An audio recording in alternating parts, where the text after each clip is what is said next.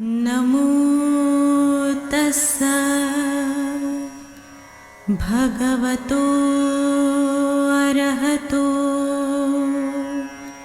सम्मा संबुद्धस्सा। बुद्ध और उनका धम्म, बाबा साहेब डॉक्टर अम्बेडकर द्वारा रचित इस पुस्तकों के कालजयी रचना संसार में आपका स्वागत है।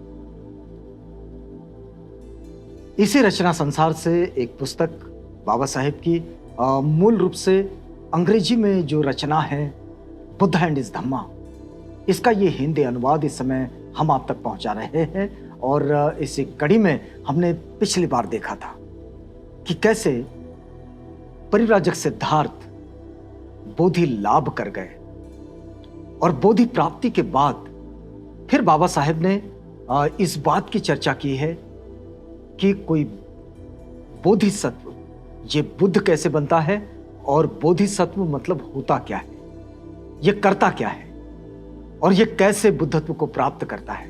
तो आइए इसी कड़ी में हम लोग आगे बढ़ रहे हैं। और बाबा साहेब ने एक सवाल के रूप में इसमें ये चौथा पद लिखा है। यह है प्रथम कांड के चौथे भाग का ये चौथा अध्याय और चौथे अध्याय का ये चौथा पद। इसमें बाबा साहेब का प्रश्न है कि एक बोधिसत्व बुद्ध कैसे बनता है। तो बाबा साहेब इसका जवाब देते हैं, लिखते हैं कि बोधिसत्व को लगातार 10 जन्मों तक बोधिसत्व रहना पड़ता है और फिर बुद्ध बनने के लिए एक बोधिसत्व को क्या करना होता है। तो बाबा साहेब आगे लिखते हैं कि एक जन्म में, देखिए बड़ी महत्वपूर्ण बात है कि एक जन्म में वह मुदिता प्राप्त करता है। जैसे मुदिता प्राप्त करता है, जैसे सुनार सोने चांदी के मैल को दूर करता है, बिल्कुल उसी तरह बोधिसत्व अपने चित्त के मैल को दूर करके इस बात को स्पष्ट रूप से देखता है कि जो आदमी चाहे पहले प्रमादी रहा हो, लेकिन यदि वो प्रमाद का त्याग कर देता है तो वह बादल मुक्त चंद्रमा की तरह इस लोक में प्रकाशित करता है, इस लोक को प्रकाशित करता है। और जब उसे इस बात का बोध होता है तो वो उसके मन में मुदिता उत्पन्न होती है और उसके मन में सभी प्राणियों का कल्याण करने की उत्कट इच्छा उत्पन्न होती है। ये जो मुदिता की जो अवस्था है, इस अवस्था को वो एक जन्म में पूर्ण करता है। उसके मन में ये भावना उत्पन्न होती है कि मैं समस्त प्राणियों का कल्याण करूं, समस्त प्राणियों के कल्याण की उत्कट इच्छा। मतलब ये भावना जो है ये बड़ी ही मजबूत भावना है कि सब प्राणियों का कल्याण करने की भावना, कि सबका कल्याण हो। इस भावना के साथ ये पूरा जीवन बिता देता है। ये मुदिता, इस अवस्था को कहते हैं मुदिता। जैसे कि बाबा साहेब उदाहरण भी देते हैं कि जैसे सोने चांदी के मैल को दूर करने के लिए जैसे सुनार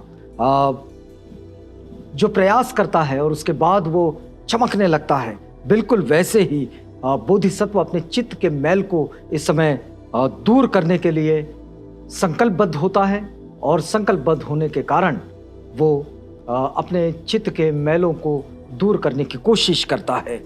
और ये इच्छा उसकी इतनी उत्कट होती है कि वो अपने चित्त के मैल को दूर करते हुए सभी प्राणियों के कल्याण की वो इच्छा रखता है और उत्कट इच्छा रखता है। इसके बाद फिर वो अपने दूसरे जन्म में, लिखा है कि अपने दूसरे जन्म में वह विमला भूमि को प्राप्त करता है। इस समय बोधिसत्व काम चेतना से सर्वतः मुक्त हो जाता है। काम वासना के जो जितने भी चित्त मैल हैं उन सब से वो मुक्त हो जाता है और विमला भूमि को प्राप्त करता है। उसके नाम से ही विमल, ये कारुणिक होता है। तथागत की पहचान भी है, महाकारुणिक के नाम से उनको पहचाना जाता है, तथागत बुद्ध को, गौतम बुद्ध को।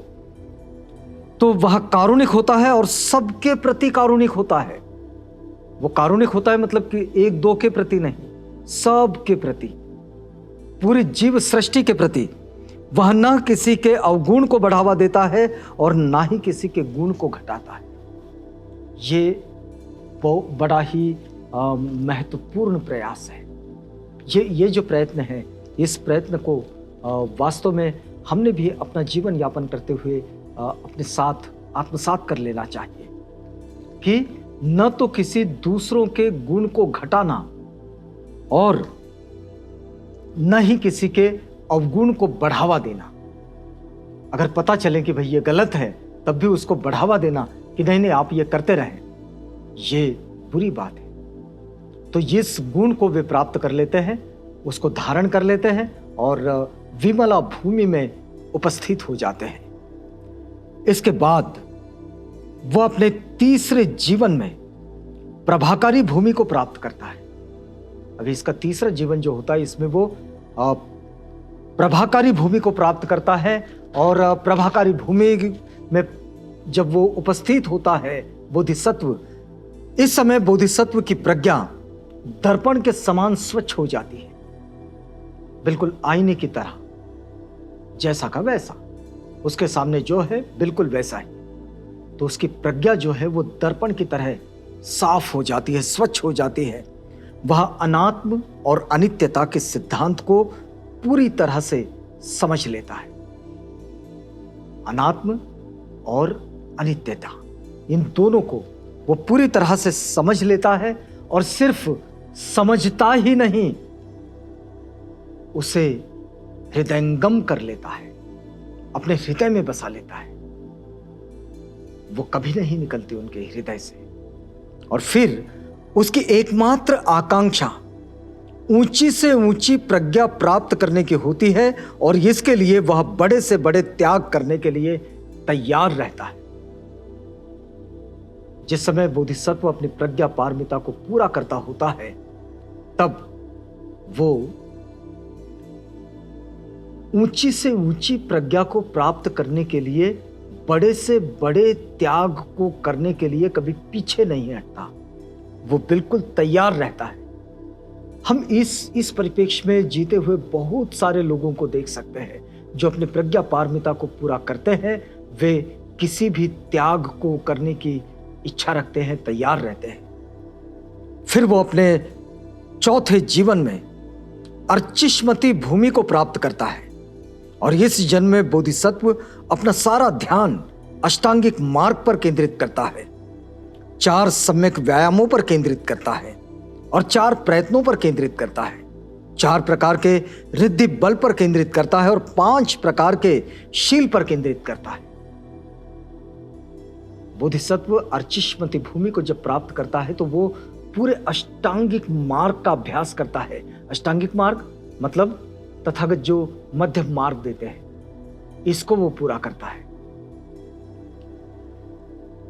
5वें जीवन में वह सुदुर्जया भूमि को प्राप्त करता है। वह सापेक्ष तथा निरपेक्ष के बीच के संबंध को अच्छी तरह से हृदयंगम कर लेता है।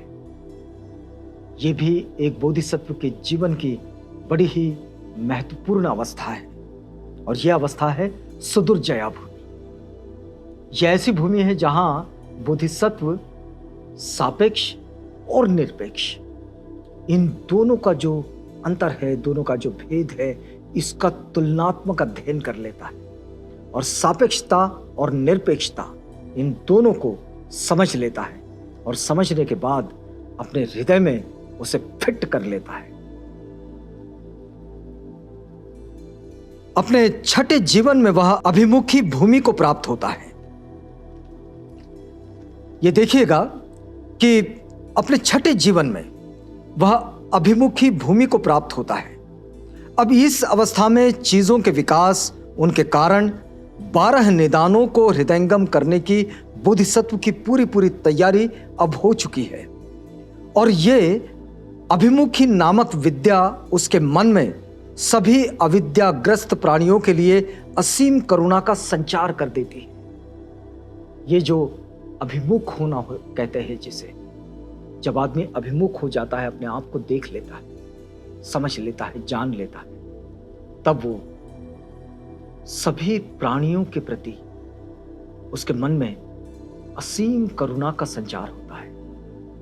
आप देखिए कि जीवन कैसे बदलता चलता है और यहां बोधिसत्व अपने आप को स्टेप बाय स्टेप कैसे आगे की ओर लिए जा रहा है, कैसे पूर्णत्व की ओर लिए जा रहा है।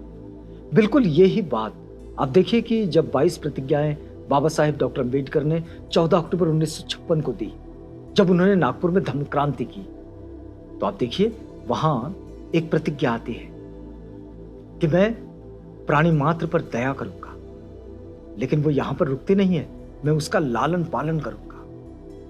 ये जो लालन पालन करने वाली बात है, दया करने वाली बात है, ये इसी असीम करुणा की भावना का हिस्सा है। ये पूरी तरह से जब बोधिसत्व अपने आप को जन कल्याण की भावना के साथ इस जीवन का हिस्सा बना लेता है, तब वो इन सारी चीजों पर काम करने लगता है। हमारे लिए भी ये एक बेहतर प्रतिज्ञा है कि हम प्राणी मात्र पर दया करें और उनका लालन पालन करें। ये जो बात है, इस बात को अपने जीवन का हिस्सा बनाना, ये बाबा साहेब 1956 में बताते हैं। आज देखिए कि यहां अभिमुखी भूमि को प्राप्त करते हुए ये बोधिसत्व आगे बढ़ रहा है। अपने 7वें जीवन में बोधिसत्व दुरंगमा भूमि प्राप्त करता है। अब बोधिसत्व देश काल के बंधनों से परे है, वह अनंत के साथ एक हो गया है, किंतु अभी भी वह सभी प्राणियों के प्रति करुणा का भाव रखने के कारण देहधारी है। वह दूसरों से इस बात में पृथक है कि अब उसे भवतृष्णा उसी प्रकार स्पर्श नहीं करती जैसे पानी किसी कमल को। पानी किसी कमल को बिल्कुल स्पर्श नहीं करता, बिल्कुल वैसे ही भवतृष्णा की जो भावना है, वो भावना अब बोधिसत्व के मन को बिल्कुल स्पर्श नहीं करती। अब ये दुरंगमा भूमि को प्राप्त हो गया है और ये जो देश की सीमाएं हैं, इसको उन्होंने तोड़ दिया है। काल के बंधनों से ये परे हैं और अनंत अस्तित्व के साथ वो विलीन हो गया है। ये जो पूरे अनंत अस्तित्व में जो ऊर्जा है, इस ऊर्जा के साथ अब वो विलीन हो गया है। अब वो कहीं भी एक तरफ झुका हुआ नहीं है। अब उसे भव तृष्णा की आसक्ति से वो दूर चला गया है। वह तृष्णा मुक्त होता है, वह दानशील होता है, वह क्षमाशील होता है, वह कुशल होता है, वीर्यवान होता है, वह शांत होता है, वह बुद्धिमान होता है और प्रज्ञावान होता है। ये दुरंगमा भूमि को जब उसकी अवस्था को जब बोधिसत्व प्राप्त कर लेता है तो वो इस अवस्था में पहुंच जाता है। तो 8वीं भूमि की जो बात है वो बात हम आपको अगली कड़ी में समझाएंगे। अब यहां रुकते हैं इस वादे के साथ कि कल आपसे पुनः भेंट होगी जब हम इसी कड़ी में आगे बढ़ेंगे।